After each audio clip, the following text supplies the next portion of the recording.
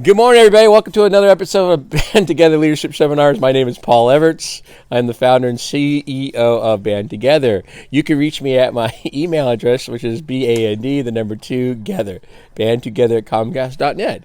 I feel like I'm with one of my high school students right now. Or you can go to my website, conductingmylife.com, where you can get my beautiful book, Conducting My Life, which I still need to give to this guy. I keep forgetting. He wants one too. And also, you can go to the curriculum tab, and you can see that I do John Maxwell. So I would love to have you allow me to come bless you with something like this. But I actually am certified to do 7 different courses. That is correct. All right, without further ado, because obviously you've noticed this man with his lovely shirt, his orange shirt. This is my chaplain, John Sayers. And I'm going to look real brief so you can see where we were coming from.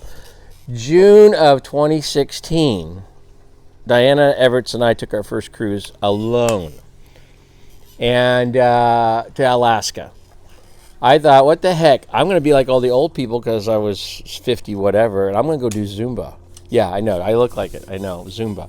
So I go down there, and this gentleman right here, John, was like maybe by himself, but he can tell the story too. But and we've kicked it off ever since. John is me 16 years from now. We have decided this. So we do walk talks. We talk to each other almost once a week for the last 5 years. It's our 5th year anniversary. So he's here this weekend. He's going to a memorial service for one of his friend's sons. And so we're doing this in my backyard. Now, John is one of my best friends. John has been through a lot with me in 5 years. Yes, he has. So he's going to allow me to do this interview. I know, it looks like he's going to try to take over. He ain't. So, John, my thing for you, and I'm going to, Gail, I hope you're going to at least watch this one episode of your husband. So, I'm going to show Gail that you can pause and reflect. I know, he can pause and reflect. John is 71. So, if I do my math correct, he was born May 4th, 1950. So what I want John to do, I want to give John some highlights of his life. This is your life. You remember that show? When you bring on the guests, and then you'd hear this old lady's voice.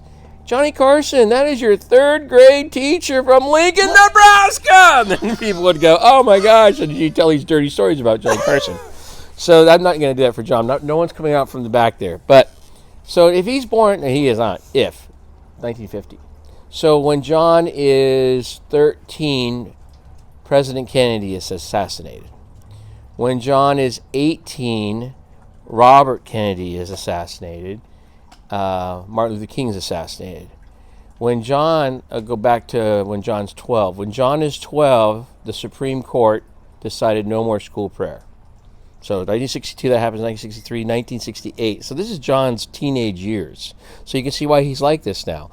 So now, 1973-ish, I believe Roe versus Wade, right? Roe v. Wade has happened, so now John is there. Now, John is 23 when that happened, so we're like graduate of college by then, correct? Getting seminary, maybe. 23? Close, okay. So he's now becoming a chaplain or a pastor, and he's now seeing that abortion is legal. So now he has that to deal with. Then he has, of course, President Nixon. When John is... I had this all lined out for me. So when John is 51, that's when 9/11 happened. When you're 51. Okay, yeah, I know. And then going back again, I'm sorry for bouncing back and forth, but 1980, John's 30. Is Andrew born yet? 1980? Okay. 81. So that he gets to have Reagan as his president when he's in his 30s. When I'm in my 30s, I had Bill Clinton. No politics. I'm just telling you, there was a difference between him in his 30s. I got Bill Clinton in my 30s. And then, well, the blue dress too. Okay, and then, when John is 58, this country, which is accused of being a racist country, elects the first African American as its president when he's 58. So what I want John to do, and John doesn't know what I'm doing. This is totally new. So I'm going to hand him the mic, give him like 5 to 7 uninterrupted minutes, and I want him to think. I listed just different things, but they are all historical things. The Challenger. John was, 1986, I think, is when the Challenger happened. So you were 1986. You were 36 years old. You were humdinging on your chaplaincy then. And you probably remember where you were for that too when that happened. I was in my college dorm. Show you how young he was doing. He had kids and doing anything. But I want John to give you 5 to 7 minutes to think about from 1950 to 2016, and then I want him to give me the mic again, and then I want to talk from 2016 because that's when I met him, to 2021. In the last 5 years, what's happened. And I think John's gonna go, whoa, the last 5 years, lots happened in the last 5 years, let alone the ones before that. So if you understand what we're doing, we're doing a pause and reflect with Chaplain John. He has his own podcast. He has his own YouTube channel. Again, it's Chaplain Talk with John Sayers. Okay, so I'm going to give him 5 to 7 minutes. Reflect on his life, because there are some things, because I think John knows hopefully where we're going to go with this eventually. Okay, here we go. Thank you. Yours. Here's the floor. You know what I feel like? No, you ever watch Penn and Teller? Yes. It's like I was doing a good teller. No. Yeah, Teller's the guy that never talks, but he does talk. And they're funny. Okay. Yeah. Because his name's Teller. Yeah. So telling. He was talking. Okay. And somewhere when they started their partnership, yes, they thought this would be a good gig for him not to talk. And I think Gail was impressed you didn't talk that long. I know. His wife is Gail. I think Gail would go, "What, John? Good for Paul." Very Paul. Good. All right. Jeez. Okay. So all right. You see what I'm saying? No, you've seen a lot happen. Oh, I have. I have. I mean, and again, I'm being serious. 5 years after World War II is over, you're born. Yes. So 1950, the incredible 50s, Happy Days and Ron Howard. Yeah. Okay, you lived. Okay. Go yeah. ahead. Well, it's interesting as you're talking about that. Yeah. And I was thinking of these pivotal times growing up. For example, when John Kennedy was going to be president, my dad was a very conservative. I wouldn't say John Bircher, but close. 2 steps away. Yeah, 2 steps away. And my dad said, "That's it. That's the end of the country." Yep. I go, because the Pope's going to run the country. First Catholic president. And we're all going, oh my gosh, the Pope, there goes our freedom. Yeah. And it didn't. Of course not. And then I know when Kennedy was assassinated, that was a blow to a lot of people. Sure. I was in junior high, and I remember the teachers getting in front of the classroom just in tears saying our president is assassinated and he's dead, and we're going, oh my God, what's going to happen? Right. What's going to happen to our country? And then I'm thinking, reflecting on, and when Richard Nixon was president, my dad, and this is the beginning of Watergate, how that was just starting to accumulate, right? So no, Nixon was president in 1968, right? Yes, okay, good. Right. Yeah. And did I say 58? No, okay. I'm just trying to keep... Right. Okay. And anyway, I remember having breakfast with my dad, and Dad saying, I'm a little worried about our president. And that just shocked, what? Wow. For Dad to even say, and that's before things started to snowball. Right. And I'm going, oh my gosh. And then when Nixon resigns, I'm going, oh my Lord, what's going to happen to our country? That's it. And so we had all those pivotal times in life where we go, that's it. It's over. Yeah. And even, it's interesting, even that's going to be my 7 minutes, what I did right now. And then we could go on with this, where we are today. But even, but it wasn't. Right. God still was there. That's right. The Pope didn't control the country. Right. Nixon or Kennedy being assassinated, we survived. You did. And then I'm thinking of with Nixon, we survived. Amen. When Reagan, it was interesting. Yes. But I have to tell you, when he was president, and yes, I voted for him because I was conservative, Republican. Right.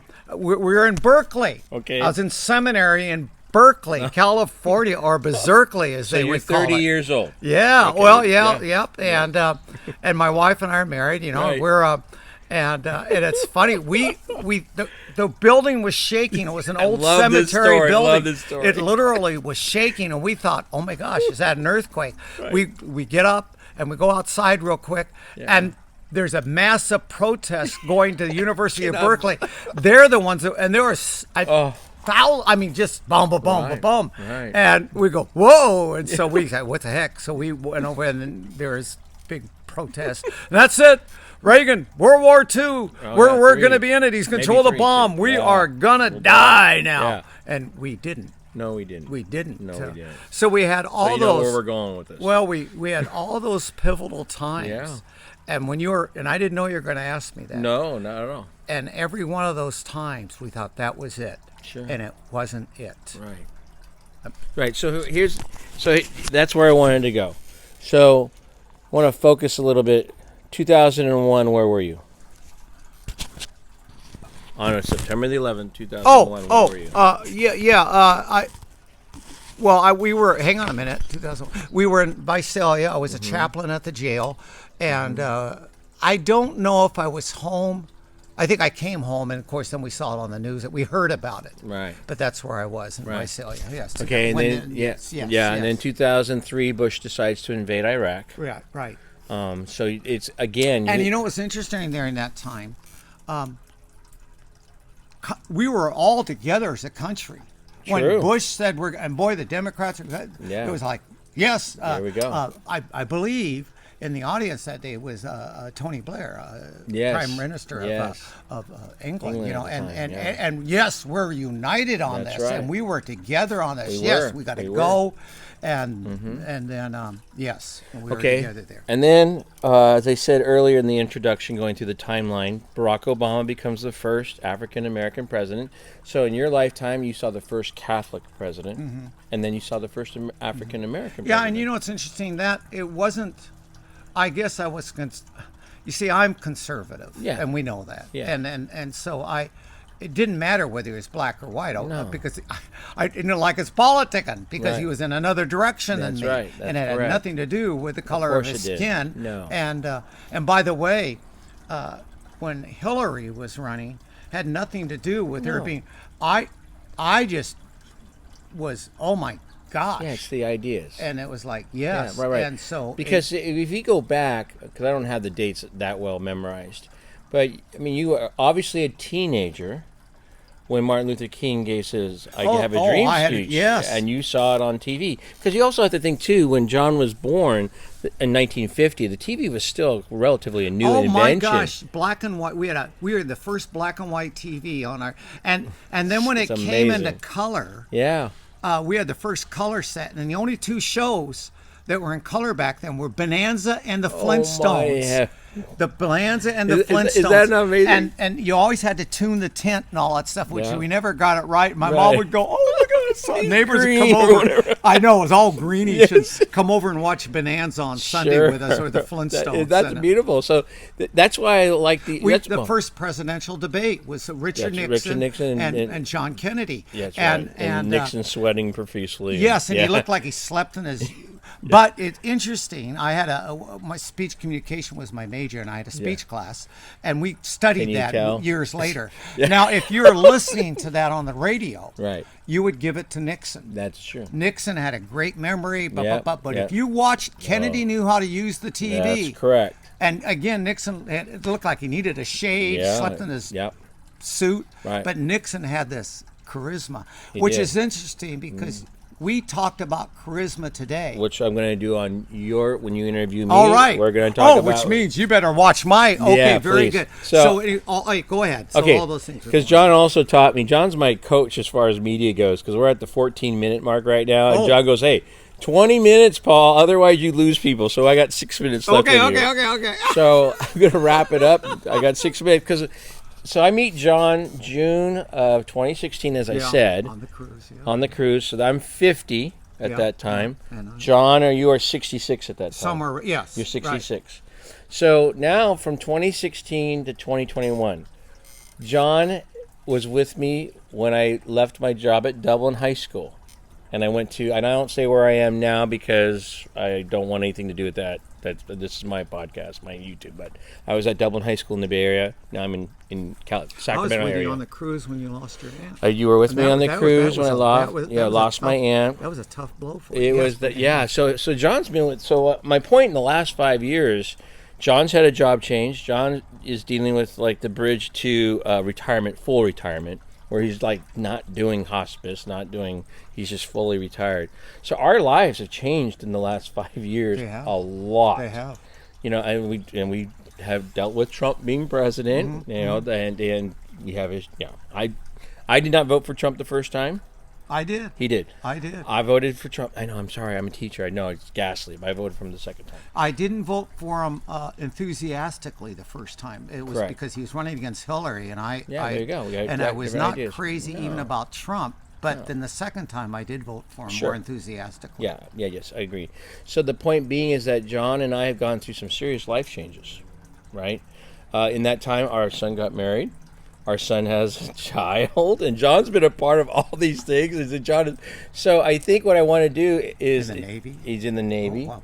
But so John has seen the George Floyd incident. John has seen the riots. I don't call them protests. Sorry, not to offend you. Riots. John has seen it. There were protests. Let me be fair. There were protests. So when I was on the couch the other day talking to John in the house, I want John, in the last 3 or 4 minutes, to put his chaplain hat on, and if he wants to use God, he can use God, okay? Because I believe in Jesus Christ. I do what I can to make this a secular/sacred YouTube experience. So if you're going to watch me, Jesus is part of my life. You know that. But I want John to put things in perspective, that he has seen a lot. And that's why we need to have older people with us. They're not decrepit, but in the sense that you go back, you go, but I was there for the Vietnam protests, Paul. I was there when the president was assassinated, Paul. We all thought the world was going to end then too.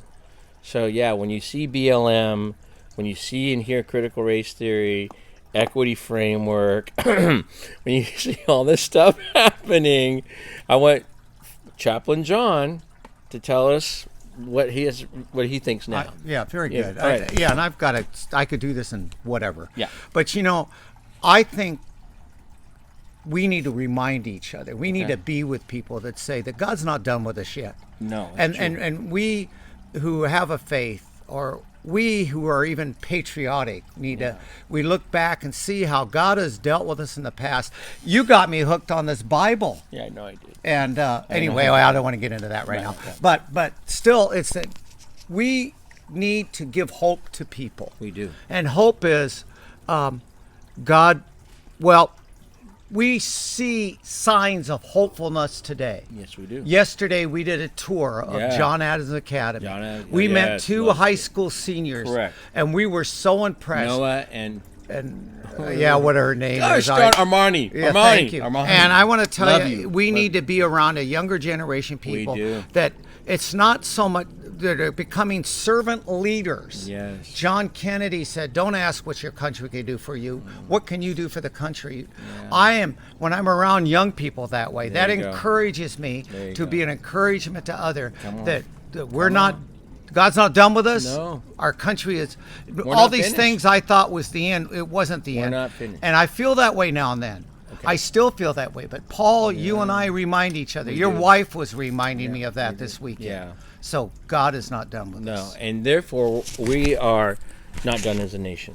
We're not finished. No, we're not. We need to go through this. So we have valleys to appreciate the mountaintops, right? That's why. So this is a valley. I hope we get consensus that it's pretty low right now. Yeah. And we'll get through it. Oh, yeah. All right. So begin with the end in mind. Every choice you make is who you are. So choose wisely. Seek first to understand, then be understood. And finally, people don't care how much you know until they know how much you care. And I care about John a lot. And you. That's why I do this. I am doing the best I can. 2 more times. I am doing the best I can. And the last time, I am doing the best I can. I love you, John. You're my friend. Amen. Amen. All right. Thanks a lot for watching. Hope you learned something. Bye.